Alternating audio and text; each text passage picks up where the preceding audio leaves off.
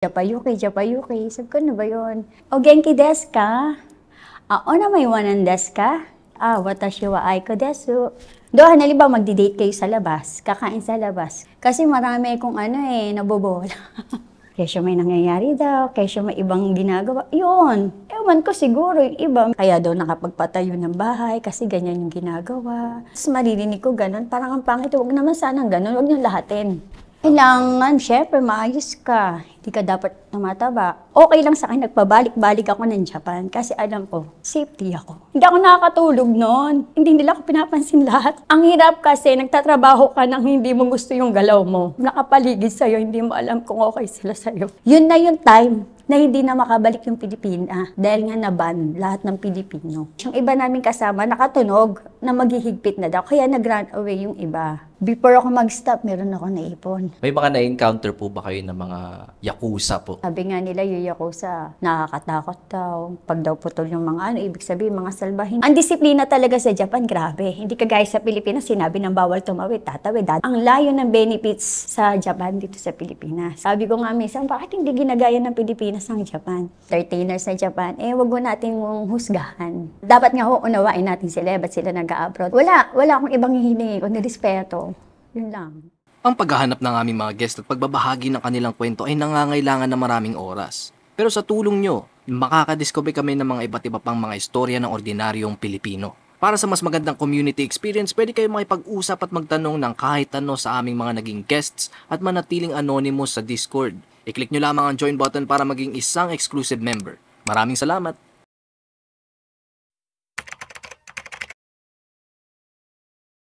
Magandang umaga sa inyong lahat. Ako si Joanne, entertainer sa Japan na dating tinatawag is Japayuki daw.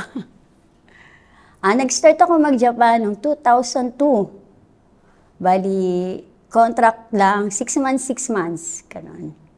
Ang tawag nila sa akin sa Japan is Aiko. Aiko ang pangalan ko sa Omise na pinagtatrabahuhan ko. Saan po ba nanggaling yung term na Japayuki po? Sa Pilipinas, naririnig ko lang ng mga panahong hindi pa ako nagja-Japan. Naririnig ko mga Japayuki, Japayuki. Sabi ko, ano ba yun?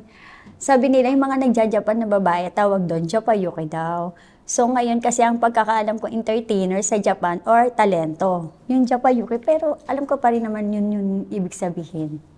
Pero dito lang sa Pilipinas ko narinig yung Japayuki, Japayuki. Ano po ba yung ginagawa ng isang entertainer po? Ini-entertain lang yung customer. Inaasikaso, pag may order, kukuhanin mo, pagkakanta, sasama mo sa stage, alalayan mo. Ganun lang. Paano po ba kayo nag-start sa kanya po? Bakit niyo po naisip na pumasok na magtrabaho as entertainer po? Naisip ko lang kasi sabi, di ba, maganda yung kita, malaki yung sweldo, hindi naman mahirap yung yung trabaho. Yun yung nasa isip ko na kaya ako nag-Japan. Ganun lang. Practice ako dito ng 1 taon yata ako nag-practice. Nag-practice ako kumanta kasi nga sintonado ako. Diba? Kailangan pagharap ko sa makapasa ako sa TESDA para magkaroon ako ng lisensya, yung tinatawag na ERV, para makabiyahe ako. Yun yung mga unang-unang requirements. Kailangan makapasa ka. Ang passing grade is 75. Alam mo na kung ang grades? 75, eksakto. Tuwan-tuwa ako, no? Di nakaalis ako. So, pagdating naman sa Japan, ang gagawin mo lang naman, tiba ka dahil singer ka, once a week ka, kanta ka sa stage. Meron kaming meron kaming schedule, basta once a week. Tapos pag may customer ka, aasikasuhin mo. Tapos may mga may mga kota-kota din. Dapat sa loob ng 15 days, nagkaroon ka ng 5 dohan. Tapos, o kaya may isang lapad ka sa isang araw na sales. Ano po yung dohan po? Dohan, halimbawa magdi-date kayo sa labas, kakain sa labas, ganun. Ganun yung tinatawag na dohan. Ako, magdodohan ako, halimbawa 1 hour.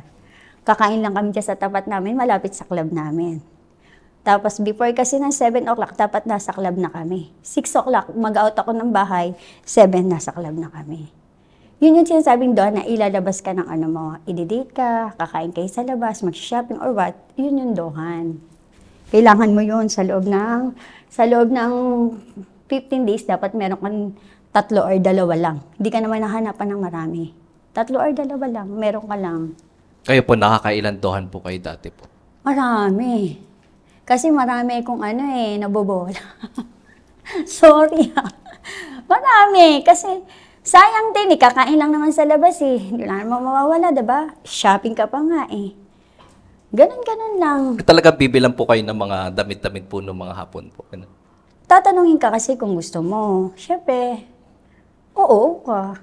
Bibili ka, ganon. Minsan alahas. Depende sa gusto mo. May appliances, meron pa nga Bibili kang component, cellphone, basta mga gamit.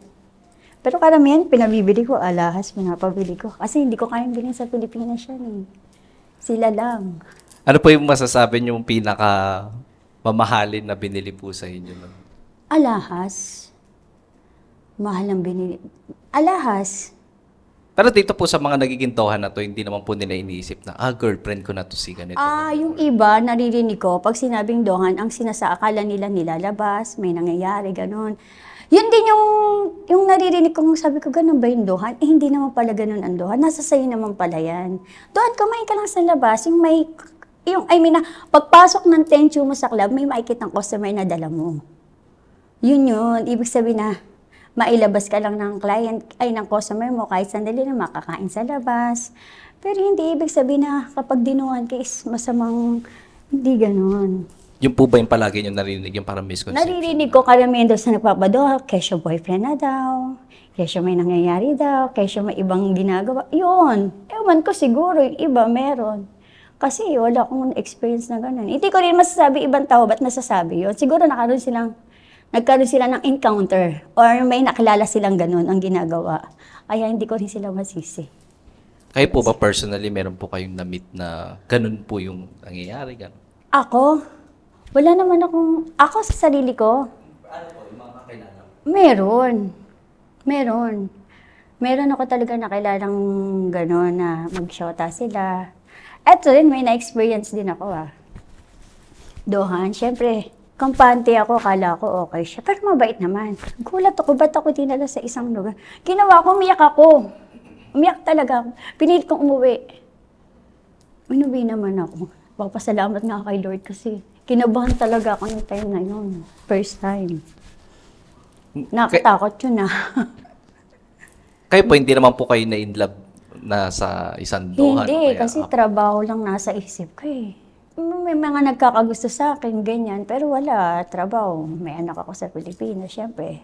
Hindi naman ako nagpunta nun para mag-nobyo. Magtrabaho talaga.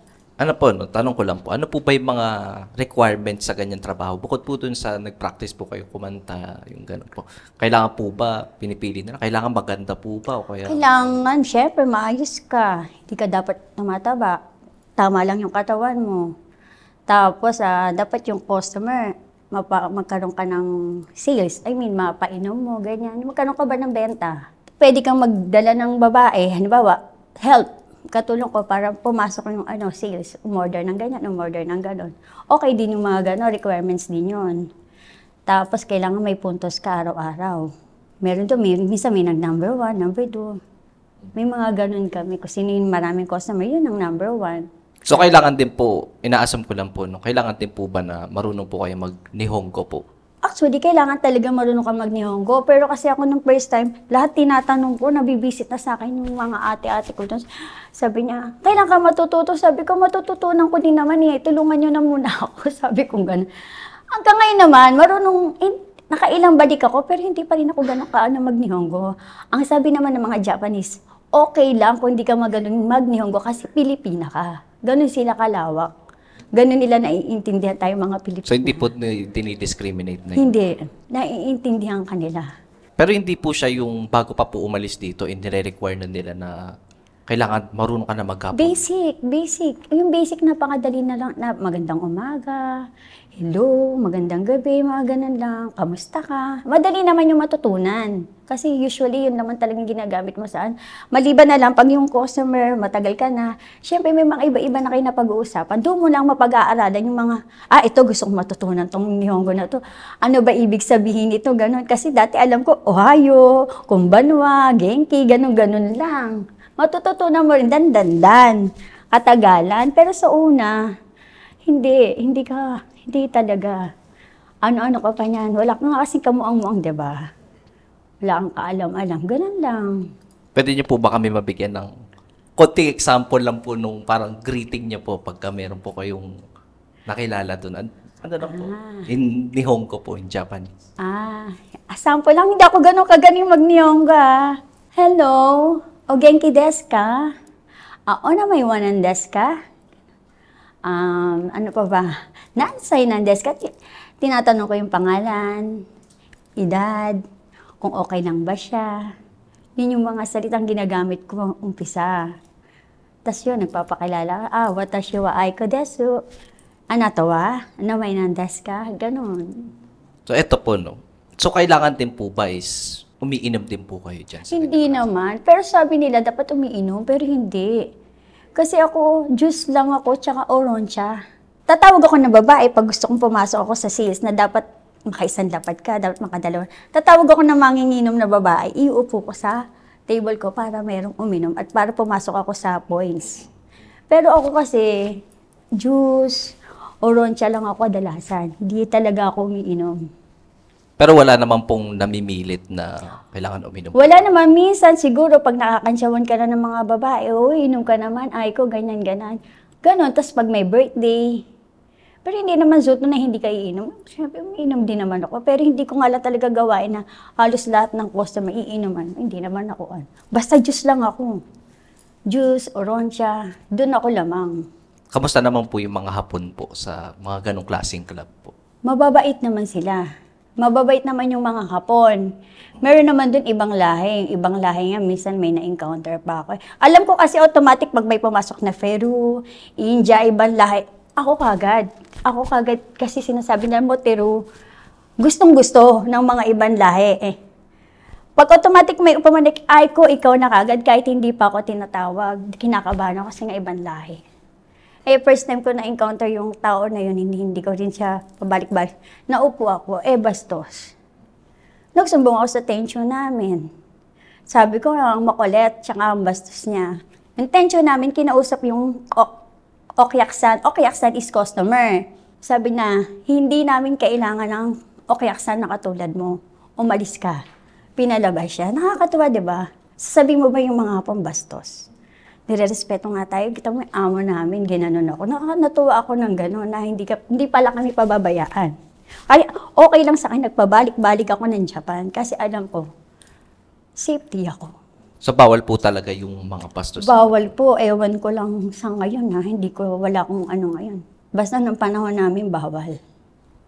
Ano po ba yung pwede nyo sa amin makwento na mga parang usual na ganap o kaya mga experiences nyo po sa loob ng pinagtatrabahoan nyo po dati? Mahirap. Minsan nagkakaanuan minsan pag kulang, sabi, kukulang ako ng dohan. Isasama ko siya para madagdagan yung dohan niya. Pag ako naman kulang ng dohan, kulang ako ng dohan, isasama naman nila ako para pumasok ako sa dohan. Tapos siyempre, minsan may mga babae, hindi ka naiintindihan. Pag naupo ka sa table, akala kinukuha mo na yung number ng okyaksan nila. Okyaksan is customer tawag sa Japan, okyaksan. Akala nila ini-entertain mo na para kuhanin mo sila. Yun yung ibang iniisip nila. Nangyari sa akin yun. Na-stress ako. Ito na naman ako, naalala ko.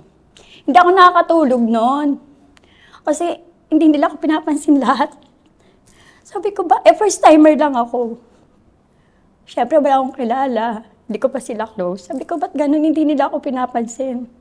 Stress na stress ako, tinigyawat ako. Pero hindi naman, ang hirap kasi nagtatrabaho ka nang hindi mo gusto yung galaw mo. Na yung nakapaligid sa'yo, hindi mo alam kung okay sila sa'yo. Hindi ako nakatiis. Sabi ko, bakit? May nagawa ba akong hindi maganda?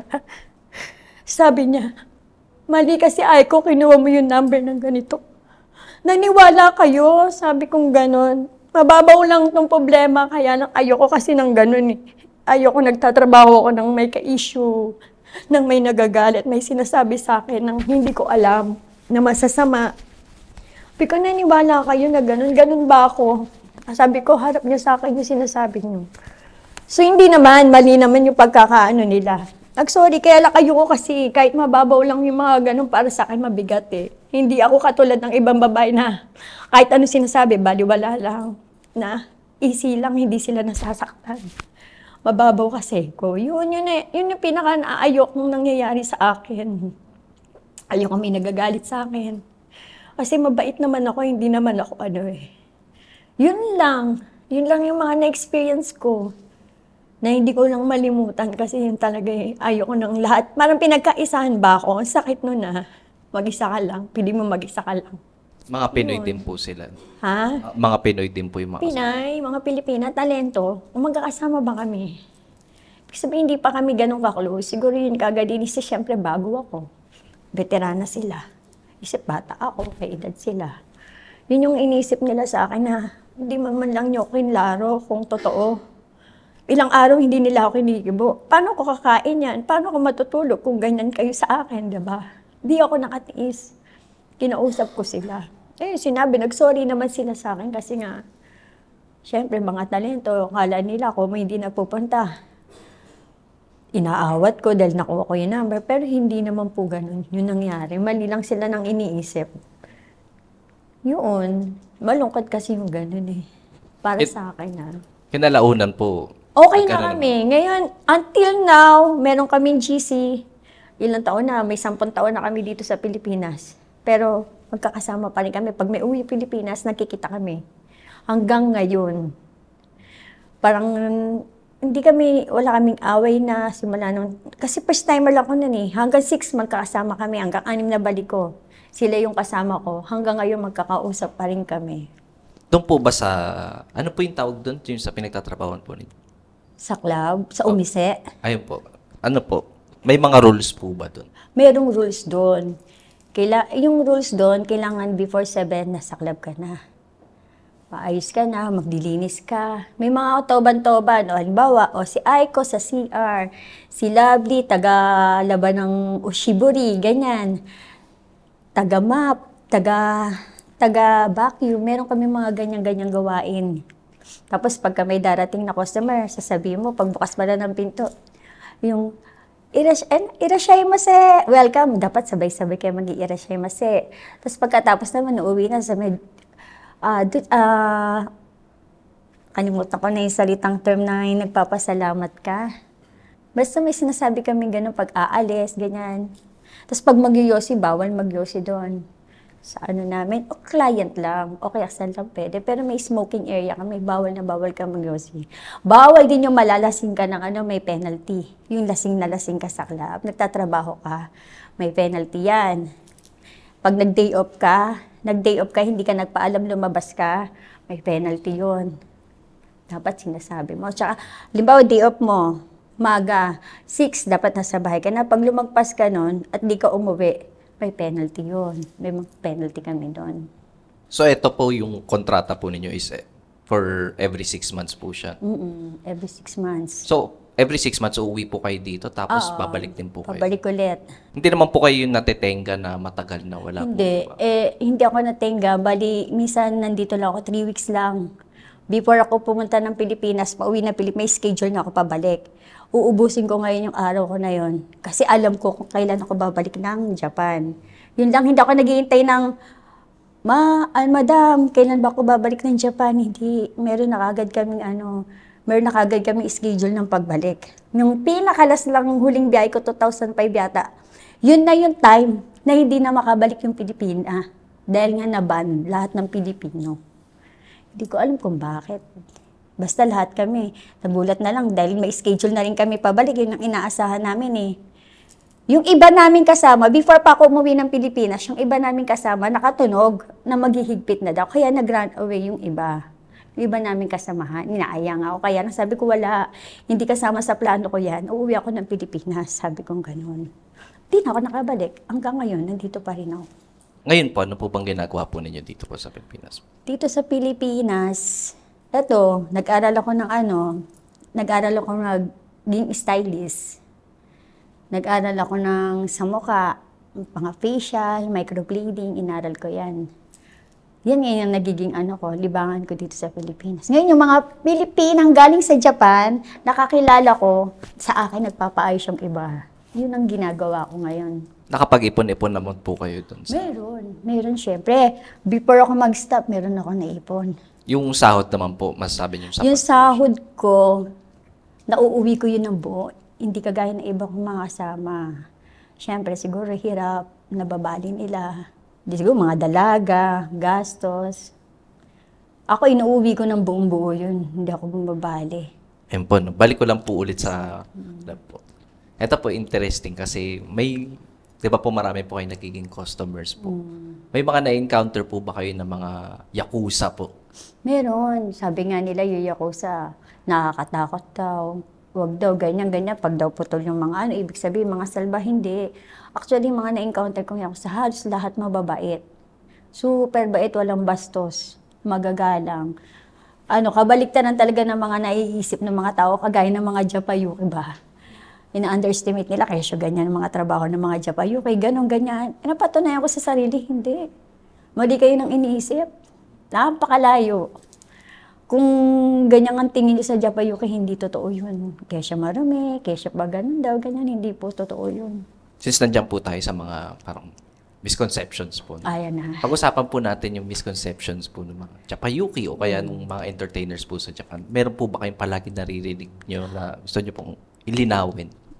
Before pa ako marami na ako naririnig na ganun nga daw yung mga Japayuki, na kaya daw nakapagpatayo ng bahay kasi ganyan yung ginagawa, ganyan. Hindi ko nababanggitin kung ano, no. So, pangit. Hindi naman gano'n na talaga lang nung mga panahon ng Japayuki is maluwag ang Hapon, talagang mapera. Ang diskarte ng mga Pilipina talaga, huling-huli nila. Hindi nila nakuha yung bagay na yun dahil nga sa maduming iniisip ng ibang kapwa natin Pilipino. Sinasabi pag Japayuki, pangit, ganyan. Kaya pa ganun, ganyan. Hindi po totoo yun. Naaasar ako pag may naririnig akong ganyan. Kahit hindi ako yung kausap, sinasabi ko, sis, talagang papasok ako sa eksena para lang sabihin mali yung sinasabi nyo. So, minsan natatahimik na lang din ako kasi minsan di ko rin sila masisi. Baka nga siguro naka-encounter sila na Japayuki na gano'n. Yung minsan naisip ko, siguro kaya sila nakakapagsalita ng hindi maganda. Kasi may kakilala sila, may na-encounter silang gano'n. So, hinahayaan ko lang. Kaya lang pag ako yung kausap, naaasar talaga ako Gano'n. So yun po talaga yung madalas nyo po naririnig Oo, talaga. para siyang pangit-pangit. Ako pa naman nag-Japan, tapos maririnig ko gano'n. Parang ang pangit, huwag naman sanang gano'n, huwag niyong lahatin. Yun lang naman. Ano po, no? Ito po, tanong ko lang din po, no? Nung unang dating po ninyo, ano po yung first impression nyo po sa Japan po? First impression, parang nailang ako sa mga kasama ko, hindi sa Japan Yung mga kasama ko ba, syempre makikisama ako, first time, wala akong kilala. Kahit isa, ako lang. First time ko. Tapos, sila, ang first impression nila sa akin, sabi nila, alam mo, nung una ka namin nakita, ipokrita ka. Sabi, ano yung tingin nila sa akin, ganun, bakit naman po? Sabi ko, ganun. Di ba yun na kagad ako, parang napanghinaan na kagad ako ng loob, kasi ganun yung maririnig ko. Kabago-bago ko lang. Sabi ko, ano ba ang ginawa ko? Wala pa lang akong ginagawa. Yun lang naman sabi nila sa akin, pero hindi pala, sabi nila. Sabi ko sa inyo rin, kamo naiilang ako. Sa mga Hapon, natatakot ako kasi hindi nga ako marunong magsalita. Kahit sabihin na natin basic pinag-aralan ko dito, hindi ko pa rin alam paano ko i-open sa kanila yon. Hindi ko alam paano nila sasabihin sa akin, o kung kailan nila gagamitin yung salitang natututunan ko, di ba? Doon ako kinakabahan. Na sana kaya ko yung mga sistema nila. Kasi pagdating ko, hindi ko pa agad malalaman yung sistema nang umisim pinasukan sa sistema bago ko pumunta ng Japan. Takot, kinakabahan, ayan. Pero kayo po, kung bibigyan po kayo ng chance na na tumira na po doon, mas pipiliin niyo po ba tumira doon or dito pa rin? Siyempre, gusto ko sa Japan. Layo-layo kaya dito sa Pilipinas. So, Pilipina ako pero sorry kung nababanggit ko. Kasi ang disiplina talaga sa Japan, grabe. Hindi kagaya sa Pilipinas, sinabi ng bawal tumawid, tatawid, dadaan ka pa sa ilalim ng bakal ba? 'Di ba? Aalisin mo yung kulay orange ang tawag doon. Aalisin mo yon para lang makadaan ka sa Japan. Hindi, kahit nakatunga nga akong ganyan, walang dumadaan ako. Pag sinabing stop, stop. Hihintayin ko talaga yun. Yun yung sa Japan, sa pagkain, fresh dito sa atin. Hindi, tsaka sa Japan ang pagkain madaling bilhin. Kahit sino pwedeng kumain, kahit mahirap. Walang mahirap sa Japan. Mga masasarap na pagkain, kain din ng maliliit na lang. Sabihin mo, hindi naman sila. Para sa Japan, mahirap lang sila. Pero nabibili na dito sa Pilipinas. hindi makakakain kasi hindi nila kaya. Yun ang ano. Tas ang mga benefits, hindi, ang layo ng benefits sa Japan dito sa Pilipinas. Kaya gusto kong tumira doon, magagalang mga tao dito. Maraming bastos. Sorry talaga. Kung ano po, sa usapang transportation po, mas maayos po ba? Maayos pa rin talaga ang Japan. Walang standing ovation ba? Yung tawag dito, nasa bus ka na, nagsisiksikan, bawal yun. Pila, ang dating ng bus is 7. Pipila ka ngayon na 7. Automatic 7 aalis. Hindi kagaya dito sa Pilipinas. Anong oras na, late ka na sa lahat. Eh, pantay, asenso. Kung ganyan, sasakyan mo pa lang sablay na. Kaya ang Japan mayaman, diba? Kasi mahusay sila talaga. Sabi ko nga minsan, bakit hindi ginagaya ng Pilipinas ang Japan? Di pa nila nakikita yung yung diferensya. So, naiisip ko yun namamasyal yung president natin sa Japan, diba? Bakit hindi nila gayahin yun? Mga bata pa lang independent na. Dapat dito ganun din tinuturo. Eh, iba tinuturo dito sa atin eh. Diba? Doon, magaling talaga sa Japan. Ano po yung, may naging realization po ba kayo sa buong overall na, ano po ninyo, journey nyo po doon sa Japan po? Realization ko, parang ano lang kasi, parang sakto lang, di naman ako nagangad ng eh.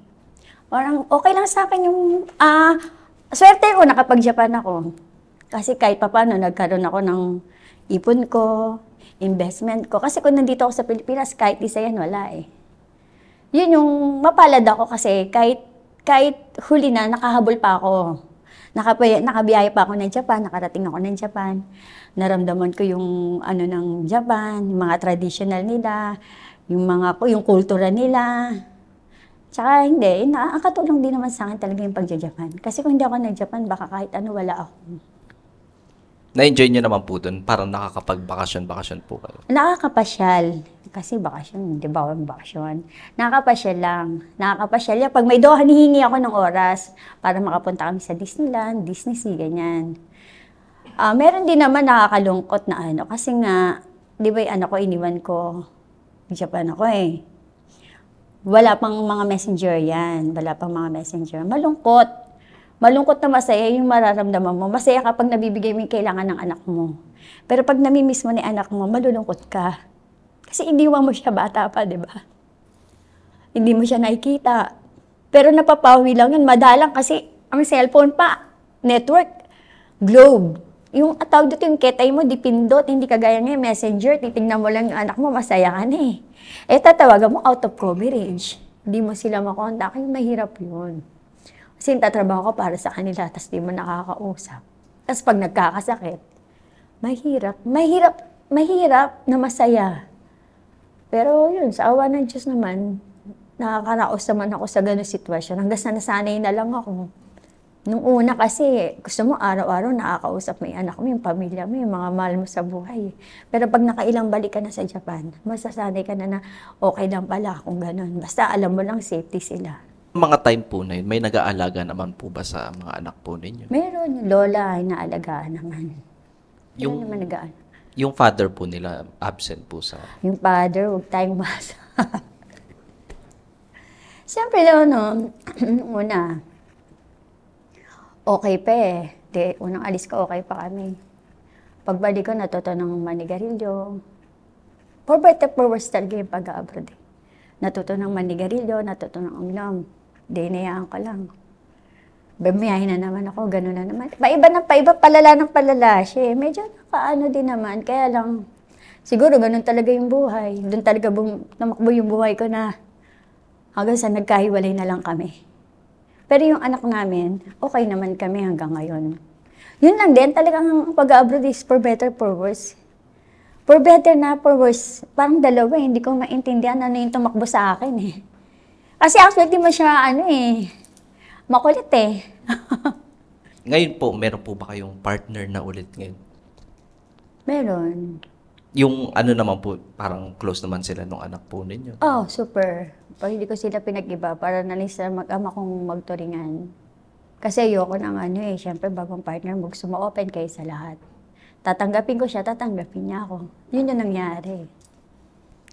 Ngayon po, no, in general po, kamusta naman po yung buhay po? Masaya. Hindi ako nagsisisi ba't kami naghiwalay ng isa.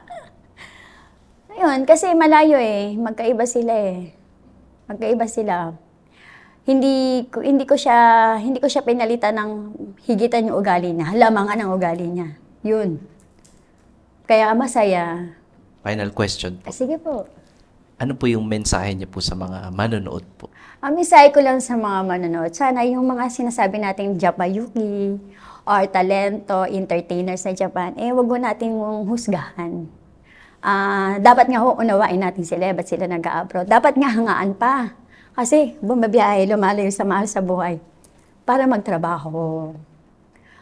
Wala akong ibang hihingi, kundi respeto. Yun lang. Thank you. Minasang, domo, arigato, mata, kondone. Yun lang. Japan, otenashikat tayo. Ay na. Nihon ikitai, demo, dami pa. Kaya, yun lang. Naintindihan na nila yun. Kung gusto nyo manood ng mga dokumentaryo galing sa mga interviews namin, huwag nyong kakalimutang i-check ang isa pa naming YouTube channel, Off the Record Beyond Borders. I-click nyo lang ang link sa description. Maraming salamat!